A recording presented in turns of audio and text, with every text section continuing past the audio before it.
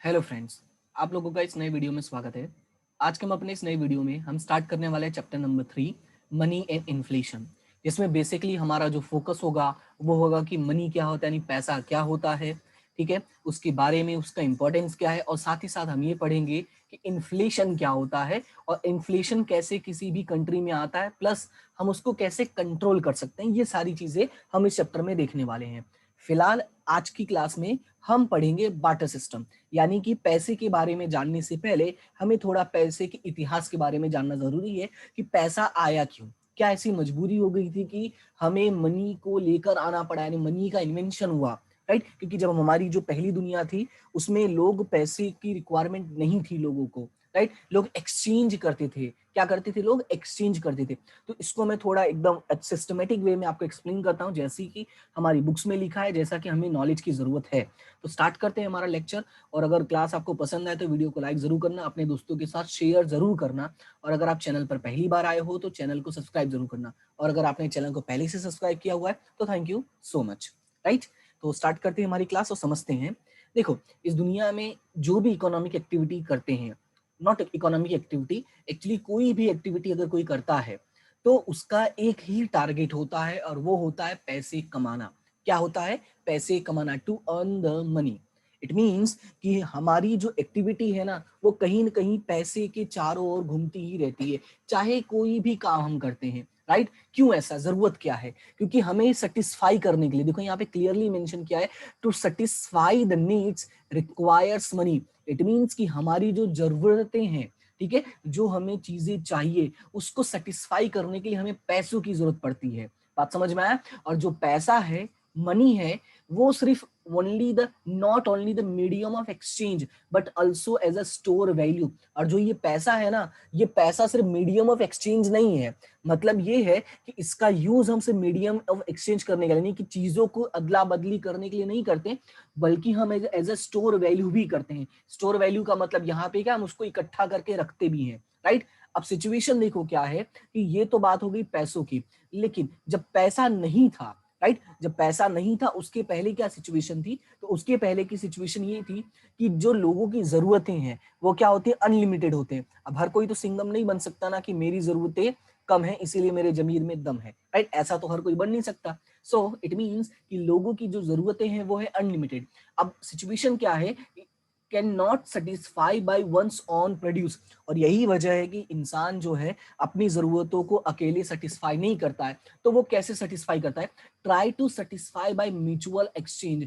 अब वो आगे बढ़ता है और वो म्यूचुअल एक्सचेंज करता है। म्यूचुअल एक्सचेंज का मतलब ये हो गया कि जिसको जिस चीज की जरूरत है उसे वो चीज देना, और सामने वाले से दूसरी चीज ले लेना, यानी कि exchange of goods and services. जैसे कि मैं तुम्हें पढ़ाऊंगा, तुम उसके बदले मुझे अनाज दो, जैसे कि पुराने टाइम में होता था, राइट? कि टीचर्स जो थे, वहां के जो शिक्षक होते थे, गुरु होते थे, आचार्य होते थे, वो बच्चों को पढ़ाते थे और उसके बदले में उन्हें दक्षिणा मिलती थी, राइट? तो वो उनको पढ़ा के उनकी जरूरत पूरी करते और उनसे दक्षिणा मिलती थी तो उनकी जरूरत पूरी हो जाती थी, राइट? तो ये था हमारा mutual exchange in ancient time. और वही बात लिखा गया है, in ancient time human use to satisfy their wants by exchanging. और यही वजह था कि जो पुराने समय में लोग एक्सचेंज करके अपनी जरूरतों को पूरी करते थे।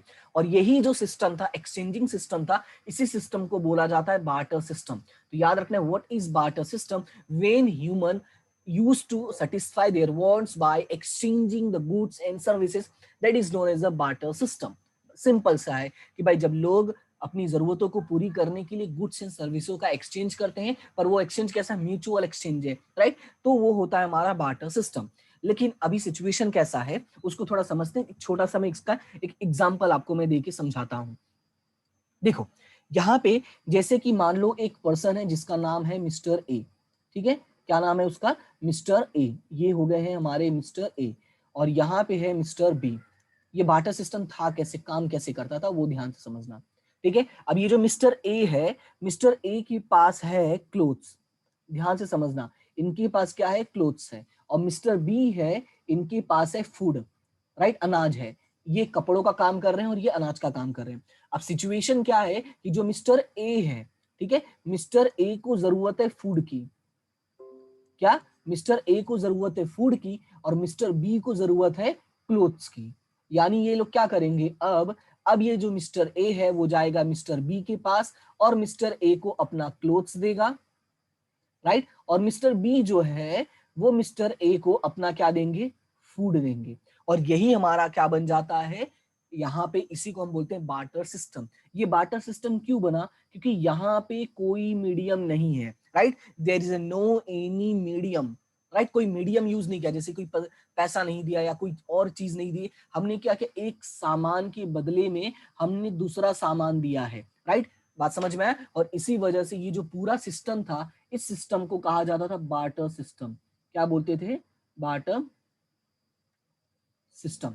तो ये याद रखना कि what is barter system, it means the exchange of goods and services, right, with the mutual exchange. Okay, तो ये आपको याद रखना है। लेकिन अब सिचुएशन क्या है कि ये जो प्रथा थी, यानी ये जो सिस्टम था, अब ये सिस्टम में प्रॉब्लम ये थी कि समय के साथ लोगों की जरूरतें बदलती गई, ठीक है, लोगों की जरूरतें बदलती गई, लोगों की सोच बदलती गई, ठीक है, वो म्यूचुअल अंडरस्टैंडिंग जो था वो खत्म होते गया। अब सिचुएशन ये था कि लोगों के बीच में है ना मतभेद शुरू हो गया, राइट। तो अब यहाँ पे उस सिचुएशन के लिए यहाँ पे इसीलिए एक नया टॉपिक का जन्म हुआ और वो है लिमिटेशन।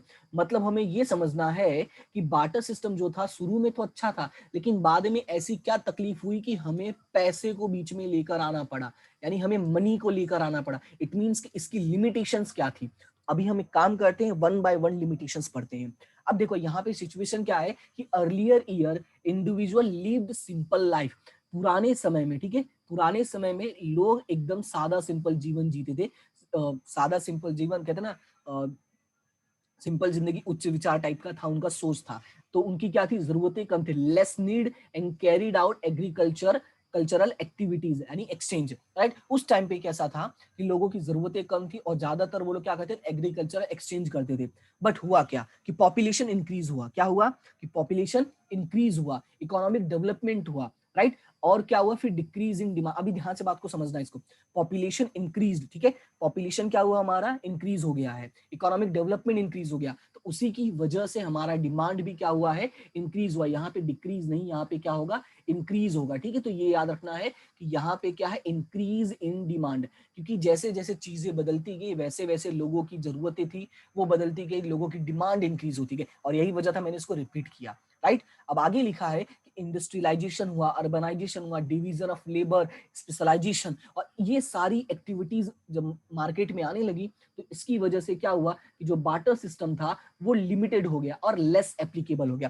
क्योंकि जब जरूरतें बदलती गई तो लोगों की जरूरतें अब एक दूसरे से पूरी नहीं हो पा रही थी। उनको ऐसा लग रहा था कि अभी हमें दूसरे सामान की जरूरत है लेकिन इसके पास नहीं है, पर उसको मेरे सामान की जरूरत है। तो ये सिचुएशन क्रिएट हुआ था, राइट। तो आई होप कि इतना आपको समझ में आ गया होगा। अब एक एक करके हम इसका जो लिमिटेशन है वो पढ़ते हैं। सबसे पहला लिमिटेशन है lack of double coincidence of wants और म्यूचुअल एडजस्टमेंट, यानी कि दो लोगों के बीच म्यूचुअल अंडरस्टैंडिंग नहीं हो पा रहा था, म्यूचुअल एडजस्टमेंट नहीं हो पा रहा था। इसके लिए एक छोटा सा मैं एग्जांपल देता हूं, ध्यान से समझना, कि जैसे कि यहाँ पे मिस्टर ए है, ठीक है, यहाँ पे कौन है, मिस्टर ए।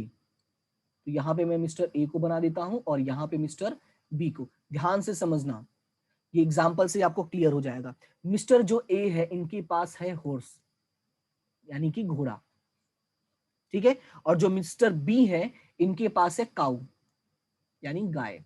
अब ध्यान से समझना, देखो इनके पास है हॉर्स लेकिन इनको जरूरत है काऊ की।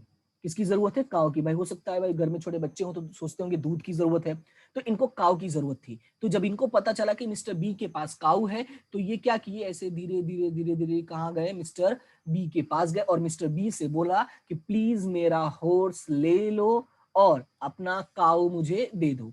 ये इन्होंने रिक्वेस्ट किया। लेकिन अब सिचुएशन ये हुआ कि मिस्टर जो बी है इन्होंने बोला ठीक है मैं एग्री करता हूं कि मैं अपना काऊ तुम्हें दे दूंगा, लेकिन मुझे हॉर्स की रिक्वायरमेंट नहीं है, I do not need horse. अब यहाँ पे प्रॉब्लम हुआ, ये हुआ कि भाई सामने वाले को तो हॉर्स की जरूरत ही नहीं थी, और यही वजह था कि दोनों के बीच में म्यूचुअल एडजस्टमेंट नहीं हो पा रहा था। अब जब म्यूचुअल एडजस्टमेंट नहीं हो पा रहा था और इसी वजह से जो एक्सचेंज था यानी बार्टर सिस्टम था वो पॉसिबल नहीं हो पा रहा था। ऐसा जरूरी नहीं है कि हमें ऐसा इंसान मिले कि जिसको हमें क्या है, हम उसको हॉर्स देके उससे काऊ ले सके, और यही वजह था कि यहाँ पे ये लिमिटेशन स्टार्ट हुआ, राइट। आई होप कि आपको ये क्लियर हो गया होगा। उसके बाद सेकंड है यहाँ पे lack of common measure of value. अब इस बात को ध्यान से समझना कि दोनों के बीच में कॉमन मेजर का प्रॉब्लम हो गया था। क्या? May meet coincidental material adjustment, it may be possible कि उनके बीच में जो मटेरियल एडजस्टमेंट है उसका कोइंसिडेंट मिल जाए, एडजस्टमेंट हो जाए। लेकिन अभी भी सिचुएशन क्या है कि प्रॉब्लम ये अराइज हो रहा है in which proportion two goods should be exchange. अब वो गुड्स कैसे एक्सचेंज करना है उसकी दिक्कत, यानी कॉमन मेजर वैल्यू की। जैसे मैंने यहाँ पे एग्जांपल दिया था, मैंने यहाँ पे हॉर्स का एग्जांपल दिया था और मैंने काउ का एग्जांपल दिया था। इट मे बी पॉसिबल कि जो पर्सन है हॉर्स वाला वो ऐसा बोले कि भाई मेरे हॉर्स की वैल्यू ज्यादा है, मेरा हॉर्स तुम्हें ज्यादा कमा के देगा, तो मुझे 2 काउ दो, राइट। और ये भी हो सकता है कि जो काउ वाला है वो बोलेगा भाई देखो तुम्हारा हॉर्स हो सकता है कमा के दे, पर मेरी काउ तो अभी कमा के दे रही है, दूध दे रही है, तुम्हारी फैमिली की रक्षा करेगी, राइट। आई मीन उनको अपना दूध देगी तो उनकी रक्षा होगी कि नहीं, ताकत मिलेगा उनको, तो मुझे 2 गाय मतलब 2 हॉर्स चाहिए, राइट। तो यहाँ पे ये प्रॉब्लम हुआ, तो कॉमन मेजर का प्रॉब्लम क्या है, अराइज हुआ। बात समझ में आया? क्लियर है कि दोनों एग्री कर लें बट फिर भी क्या हुआ कि कॉमन मेजर की प्रॉब्लम हो सकती है। तो 2 सिचुएशन हुई, पहला क्या था, लैक ऑफ डबल कोइंसिडेंस, दूसरा क्या, lack of common measure of value, तीसरा है इंडिविजुअलिटी ऑफ सर्टेन गुड्स। अब इसमें कैसा है कि कुछ चीजों को हम डिवाइड नहीं कर सकते हैं, यानी कि उसको अलग अलग हम नहीं कर सकते हैं। इसका मैं सिंपल एग्जांपल यहाँ पे देता हूं।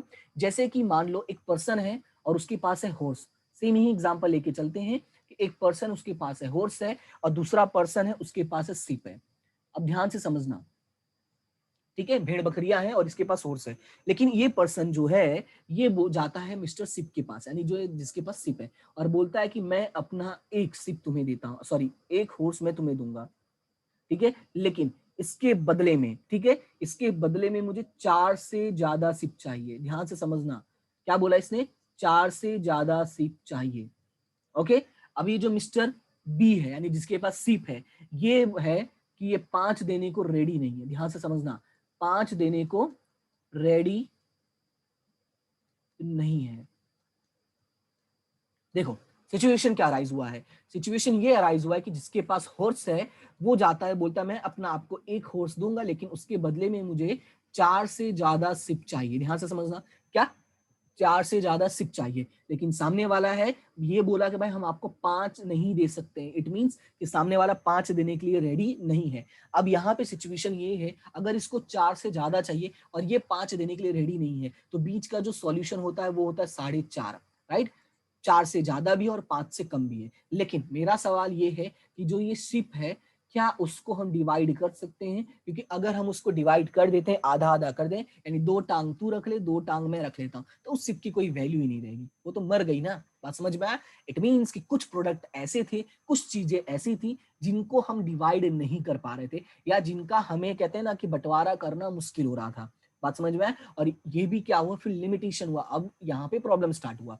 ओके, उसके बाद अगला है डिफिकल्टी इन स्टोरिंग वैल्यू। अब यहाँ पे समझो बात को, यहाँ पे क्या है, डिफिकल्टी इन स्टोरिंग वैल्यू। यहाँ पे सिचुएशन कैसा हुआ था कि कमोडिटी में बिकम्स ऑब्स्टिकल और डिटोरिएटेड, और कैटल और जो ग्रेन है, अब यहाँ पे सिचुएशन कैसा है, ध्यान से समझो कि जो जानवर है, ठीक है, इट मे बी पॉसिबल कि वो मर जाए, या आपके पास कोई चीज वस्तु जैसे अनाज है, ये सारी चीजें, इट मे बी पॉसिबल कि वो खराब हो जाए, ठीक है, या आपके पास कोई ऐसी संपत्ति है जिसको आप स्टोर करके रखे हो।